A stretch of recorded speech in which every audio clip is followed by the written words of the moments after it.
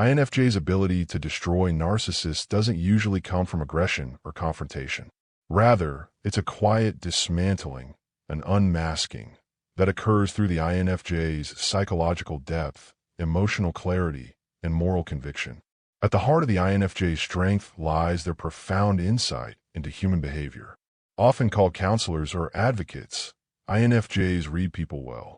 They tend to pick up on inconsistencies, emotional patterns, micro-expressions, and subtle shifts in behavior. While narcissists are skilled at manipulating those around them, often charming, gaslighting, or deceiving others, the INFJ instinctively sees beneath the surface. They may not immediately call it out, but they register it. Once an INFJ senses that someone is manipulative or emotionally exploitative, the mental wheels start turning. INFJs often give people the benefit of the doubt at first, because they genuinely want to see the best in others. This empathy, however, does not make them naive. They are typically reflective and cautious, especially when something feels off. When a narcissist begins their typical pattern, excessive praise followed by control, gaslighting, or emotional withdrawal, the INFJ doesn't just react emotionally. Instead, they observe. They gather information. They analyze. INFJs don't need to yell or accuse to destroy someone. Their strength lies in their ability to expose the truth by staying grounded in it themselves. Over time, the narcissist may find that their usual tactics, manipulation, projection, guilt-tripping, simply don't work on the INFJ. This is disorienting for them. Narcissists thrive on emotional chaos and dominance, but INFJs exude a calm certainty that disrupts that pattern. Where others might get drawn into circular arguments or question their own perceptions due to gaslighting, INFJs tend to withdraw and reflect, strengthening their clarity rather than losing it. This clarity becomes a weapon. What truly unravels the narcissist is the INFJ's refusal to play the game. Narcissists need supply, constant attention, validation, and emotional reactions. INFJs, once aware of the dynamic, often become emotionally non-reactive. They detach, not out of coldness, but out of necessity. They stop feeding the narcissist's ego. This emotional starvation can feel like a loss of control to the narcissist, who may double down on manipulation or escalate their behavior. But INFJs, masters of emotional self-regulation, typically respond not with drama, but with silence, with boundaries, or with a calm, cutting truth. INFJs also have an uncanny ability to reflect the narcissist back to themselves. Through insightful comments, questions, or simply their presence, they can make a narcissist feel seen, *2*seen. This is deeply uncomfortable for someone whose identity is built on a fragile and often inflated sense of self. An INFJ's ability to hold up a metaphorical mirror, showing the narcissist their contradictions, cruelty, or emotional emptiness, can be deeply unsettling. What's more, INFJs often do this without malice. Their sincerity and integrity amplify the contrast between authentic selfhood and narcissistic facade. Another powerful tool the INFJ uses is truth. Not just factual truth, but emotional and moral truth. INFJs tend to be guided by a strong inner compass. When confronted with injustice or manipulation, they often cannot remain silent. They expose what is false, even if only to themselves or to those affected by the narcissist. In relationships or social circles, this can mean calmly explaining what's happening, laying out patterns, or offering support to others who have been hurt. In doing so, they dismantle the narcissist's social armor.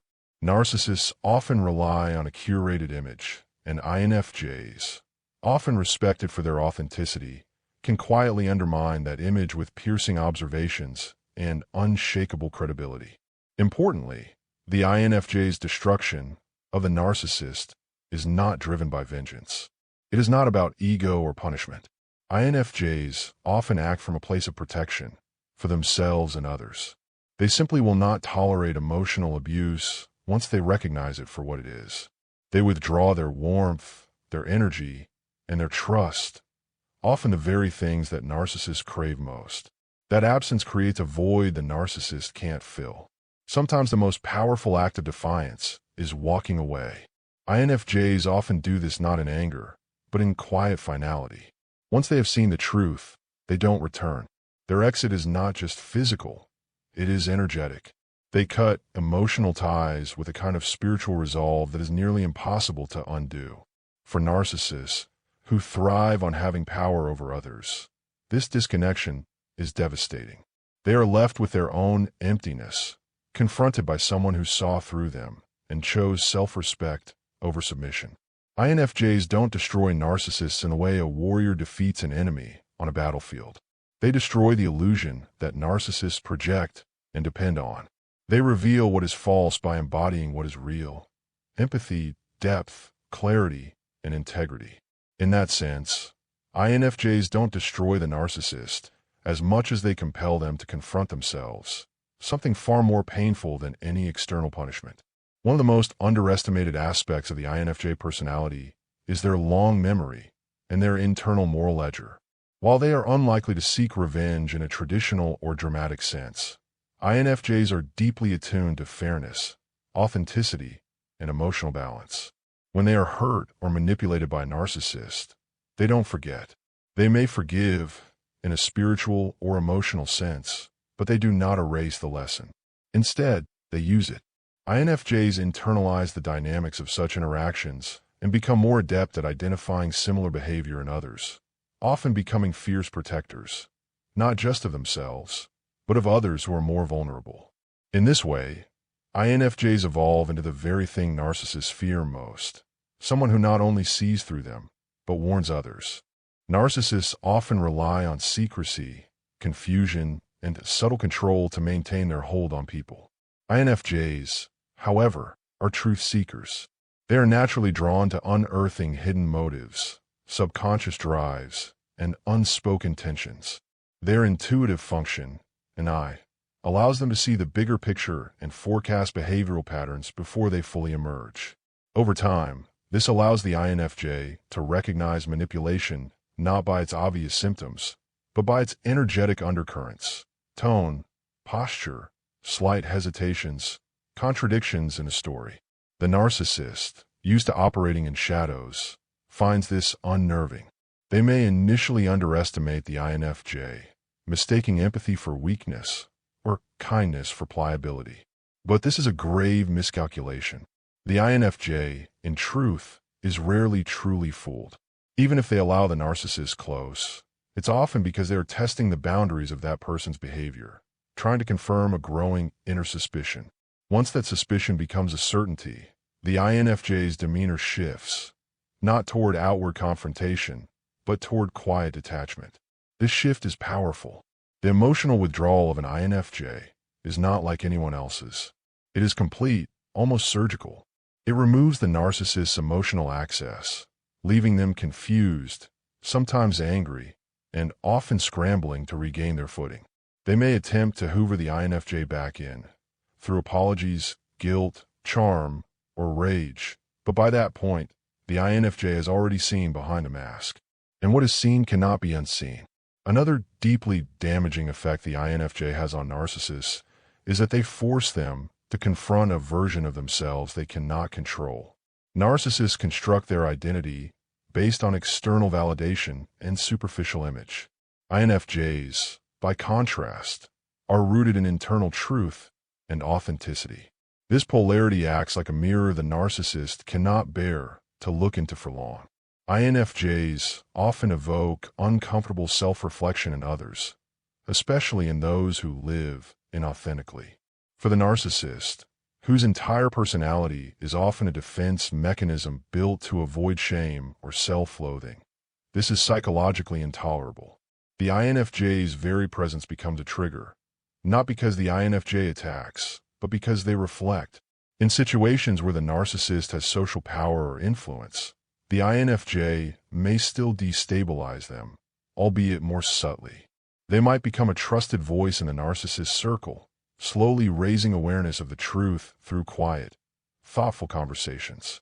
They won't rally others with drama, but they will plant seeds of doubt, clarity, and truth. These seeds grow. Narcissists depend heavily on the perception others have of them. And INFJs can slowly unravel that web simply by speaking the truth gently and consistently over time. Their credibility, their emotional intelligence, and their calm demeanor make them difficult to discredit. Perhaps most powerfully, INFJs do not stay trapped. This is key. Narcissists are most damaging when they manage to keep people psychologically and emotionally entangled through cycles of idealization, devaluation, and discard. INFJs break this cycle. They do not endlessly repeat toxic dynamics. Once they reach clarity, they leave, with or without closure.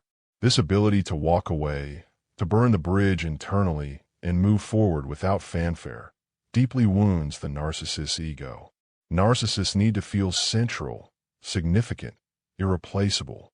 INFJs, once healed, often look back with a kind of cool distance, having emotionally deconstructed the relationship and reclaimed their power. The narcissist is left behind in a story that no longer holds emotional relevance. But perhaps what's most transformative is the aftermath. INFJs emerge stronger, wiser, and even more aligned with their purpose. Many channel their experiences into helping others through counseling, writing, advocacy, or spiritual guidance. In doing so, they become immune to future narcissistic influence. They not only recover, they transmute the experience into wisdom and light. And in that process, they do what narcissists cannot: grow, evolve, and love more deeply, not less.